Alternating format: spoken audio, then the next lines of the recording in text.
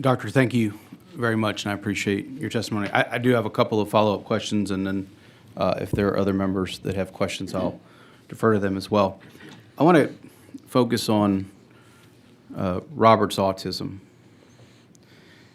Can you help explain the disconnect that there is between interior life and external expression? How does that present itself with someone with autism, and how does that affect a person that's in the criminal justice system? Well, how much time do we have? Autism is not a one-dimensional disorder, and that's why it's referred to as spectrum. Correct. Because there is a broad range of how autism expresses itself, and it can change across time. What we do know is that there is a difference between internal experience and external expression and interaction. And you certainly see that with Robert. I think that Robert is very flat of affect. I think he is not cognitively agile in expressing himself, and he is emotionally not well developed in terms of expressing, showing emotions, or interacting with someone on an emotional plane the way you would experience 9 out of 10 people that might not be on the spectrum.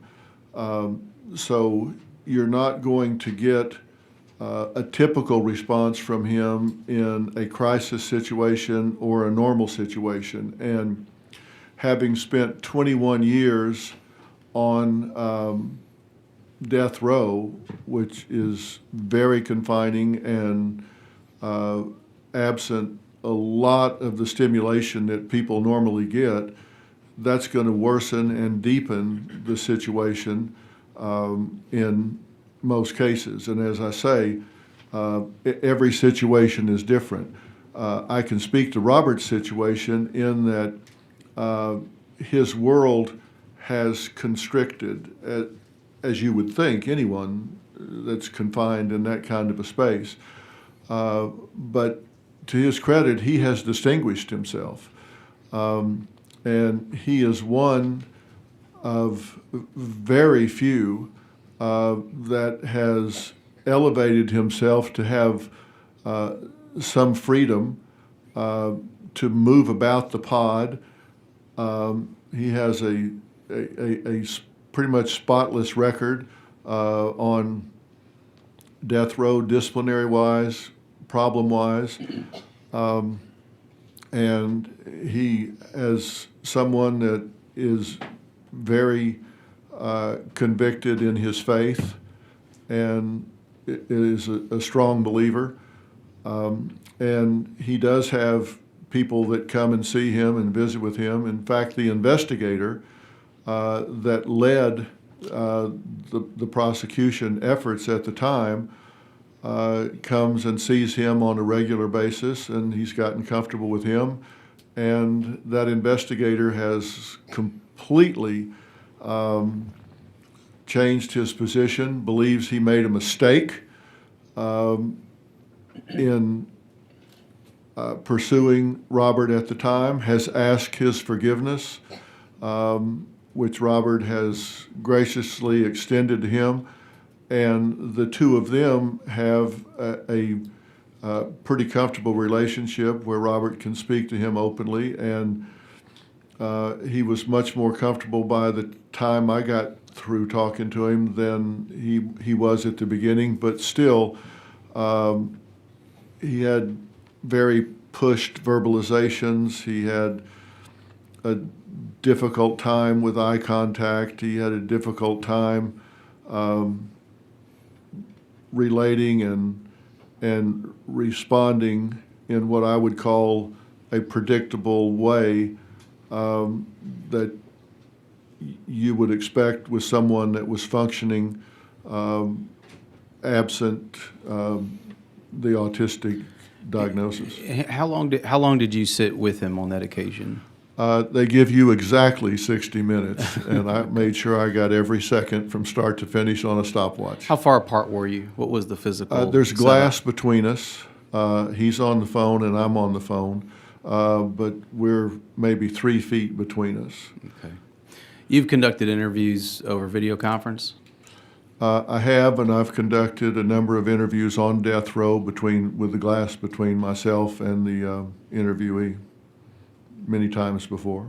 Is that something that would have been effective in your meeting with Robert, given his condition? It's kind of they bring him into a small room. It's probably 3 feet wide, maybe 5 feet deep, and he sits at a desk much like I'm sitting here. And the glass is kind of at the front edge of this table, and he kind of leans in on the phone.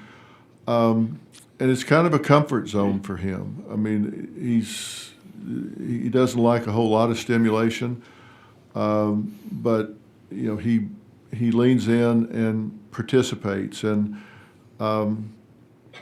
I ask him a variety of questions about history and what he could remember and not remember.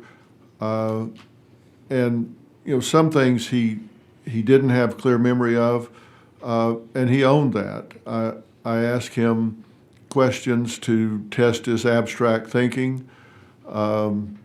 He did not do well on those things. I challenged him when they said they wanted to go see his home where he found her and brought her in. And he said, "Sure, I'll take you right over there." I said, "Does it strike you odd?" And there's, of course, a video record of this, so you can see exactly how that exchange went. But I said, "Did you feel bad? Your daughter's fighting for her life there, and they say, 'I want you to get in the car and take me home.' Did it occur to you that I don't want to leave? I want to stay here with my daughter?" And he was like, "Well, that's what they told me I needed to do, so I took him home. I mean, that's what they told me to do." He was very compliant at the time. I said, "Did you want to leave?" And he said, "Well, that's what they told me to do." That's what I mean. He's a very compliant individual, and he didn't have the ability to express the emotion, "I'm not going to leave my daughter." He just complied and did what he was told. So and that's what I was trying to drive at. And you've mentioned that he had a comfort zone. So if someone like Robert's out of his comfort zone, he's got limited affect and emotional range, limited mental agility, like you said.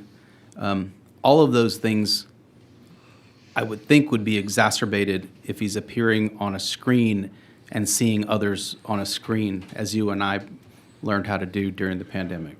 Well, yes. I think he needs every cue that he can have to grab onto and relate. You put him two-dimensional, and he doesn't, he needs cues. He needs physical feedback, and it makes it difficult if he can't have that. And his ability, we have to do everything we can to help him assist in his defense.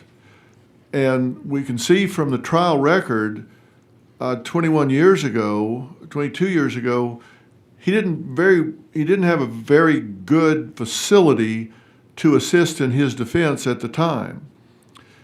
If he had, even when he was there every day with his lawyer sitting next to him, if he had the ability to say, "Wait a minute, I've told you I've turned down plea deals. I don't want to do this. Why are you standing up saying this is shaken baby case?" If he had insisted that, look, this medical examiner's not talking about the evidence here, I mean, the cause of death was the child had a bacterial infection, was septicemic, and had a necrotizing infection that was eating lung tissue. If anybody here had been in that situation, we'd be saying, hey, we need to be talking about this. You don't need to be telling them something I've told you I didn't do. We need to be talking about an alternative explanation about why we're here. And he had a difficult time doing that when he was present at trial.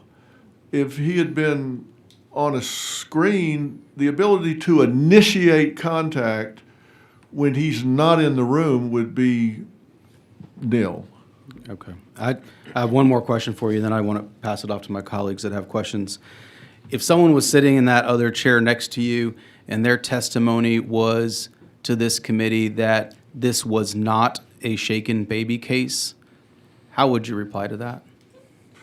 Say that again. If someone was sitting there next to you and their testimony to us was this was not a shaken baby case, how would you respond to that? Well, I agree. It was not a shaken baby case. I'm sorry, I apologize, that it was a shaken baby case. Yeah, I was trying to figure out where you're going with this. I apologize. That if they, Well, the first thing I would say is there's no such thing as shaken baby syndrome. Now, listen, if I'm not asking people to believe that a full-grown adult cannot pick up a 20-pound child and do serious or fatal harm to that child. Of course they can. Of course they can. They can pick that child up and bash its head into a wall or throw it on the ground or whatever. But there are going to be very clear signs of that having happened that were not present in this case. What is known as shaken baby syndrome depends on this triad of symptoms: subdural hematoma and brain swelling and retinal hemorrhaging that you see in the eyes. That triad of symptoms has been debunked. That's not what happens if a baby is shaken, and that there are a myriad of other causes, such as over-medication or absence of oxygen to the brain, or septicemia, other things that can cause those symptoms. If there are alternative explanations, then that's no longer a valid syndrome. And there have been a number of exonerations because of this. That was the science at the time. Science evolves, just like DNA technology evolved, and so there have been exonerations with DNA. The same thing here. There have been a number of shaken baby convictions that have been exonerated because they have come back with new science that says there's an alternative explanation for this. You can't convict someone on something that has now been debunked by the medical community. Even the individual who initially identified shaken baby syndrome said that was not the intent. I did not intend for that to be used as a prosecution for injury to a baby, and it has been debunked and disproven by the medical profession and is not used. So fortunately, science has progressed, medical science has progressed, and there's now new evidence available that should be used. Well, I appreciate it. I do want to apologize for misspeaking. I was up at 3 a.m. to make a flight here today. So apologies for that. I know you've been very busy. But thank you I appreciate your testimony. I may have some questions following up a little bit later. But what I'm hearing from you very clearly is you've read the transcripts, you've reviewed the record, and there is not any way that someone could maintain maintain that that the state, the state came here and said that they didn't try a shaken baby case. That's what they told us last week. No, we didn't try a shaken baby case. Sounds like you've reviewed the record, and it sounds like your opinion is those facts speak loudly that that is what they tried to do in that case. Well, as I said, I stopped counting it 47 times in the record, and I read you quotes from the defense, certainly what the defense attorney tried. That was in voir dire, opening statement and closing argument, quotes from the defense attorney stipulating this was a shaken baby case, despite Robert's assertions that that was not the case, and he rejected plea offers and said, I'm not going to take a plea on something I didn't do, but yet then they got up and said, well, he did do it. His own lawyer said he did do it. Thank you.